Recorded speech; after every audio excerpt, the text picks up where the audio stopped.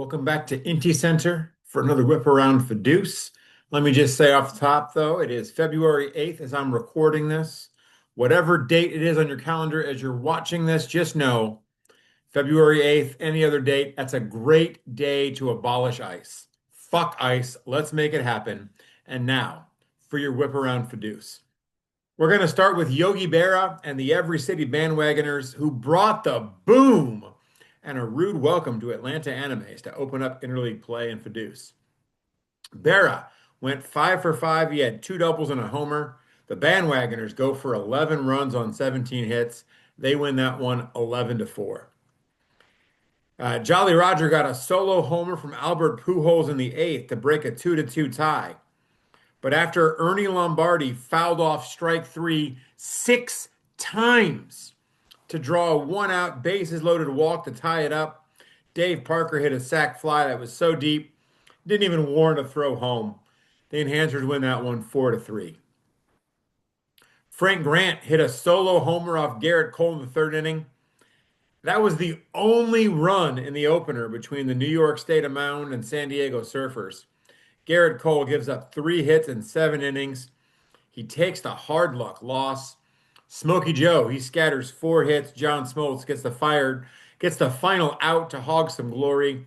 State of Mound takes that one 1-0. Hey, there's not a lot in baseball that's more exciting than a walk-off grand slam homer. Carl Yastrzemski does just that. Tai Chung Stadium was rocking. The Bandwagoners steal one from the Animes 6-4. Fred Dunlap hit a sac fly on the top of the ninth. That ties the game at 3 between Amazings and Birmingham Shaq Barons. But Dolph Luke couldn't retire a single batter in the bottom of the inning. Joe Morgan gets a walk-off single. Amazings get the 4-3 win. Elsewhere, the Gales of November were down to their final out and down 2 runs. They sent up Josh Gibson as a pinch hitter. He took care of the deficit. He laced a game-tying 2-run single. Brand new ball players summon Leon Day, but Bullet Rogan walks it off. He singles to score Roger Bresnahan. The Gales take that one 6-5. Hey, what a pitching duel we saw between Randy Johnson and Old Hoss Radburn. Radburn gave up a 2-run homer to Duke Snyder in the first inning, and those runs were actually unearned.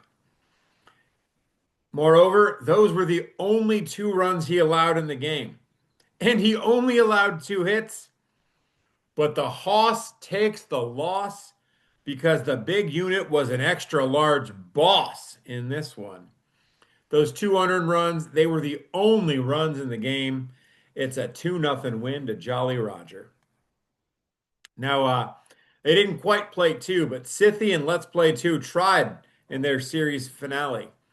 Mike Schmidt leads off the bottom of the 8th with a homer that knocked Bob Gibson out of the game. It ties it up at 2. And we're going to stay tied at 2 for a very long time. Finally, in the top of the 14th inning, an error puts Stan Musial on base to lead off the inning. After a single and 2 flyouts, he scores. Juan Padron gets Johnny Bench to fly out with a tying run on base. Scythie wins that one 3-2. Now, heading into the 7th inning in their series opener against the Bandwagoners, the Birmingham Shaq Barons were down 7-1. They get a pair of runs in the 7th, and then aided by back-to-back errors. You can cue up the Benny Hill music, heels. Those errors come from Lou Gehrig and Ted Simmons. The Barons get a 4-run 9th inning to tie it at 7. But Jackie Robinson delivers the walk-off in the bottom of the 9th inning, and that leaves Shaq as Vic Harris so confused he can't even find the wits about him to ask where Lou Holtz is right now. And you know what? It's Brittney, bitch. Oops, they did it again. 2-out RBI singles from Ross Barnes and Ted Williams with 2 outs in the 9th.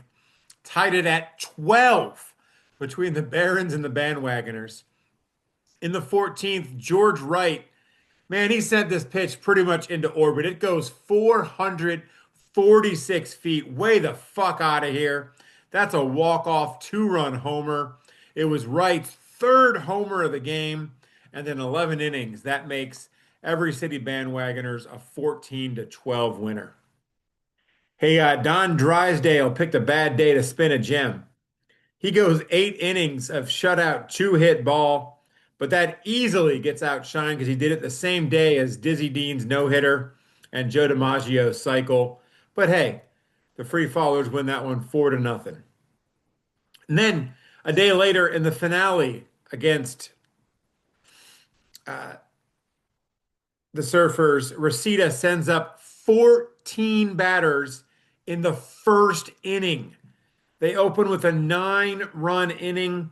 They also get a dominant start from Fernando Valenzuela. He goes 8 2/3 inning. He gives up 1 run on 5 hits. Not sure why Tommy Lasorda, with a 17-run lead, felt the need to pull his starter in the ninth inning, but what do I know? They obliterate the Surfers 18-1. One last bit of drama for the week. Willie McCovey hits a pinch hit homer in the top of the 10th. The Demon Bags take down New York State of Mound in 10 innings, 4-3.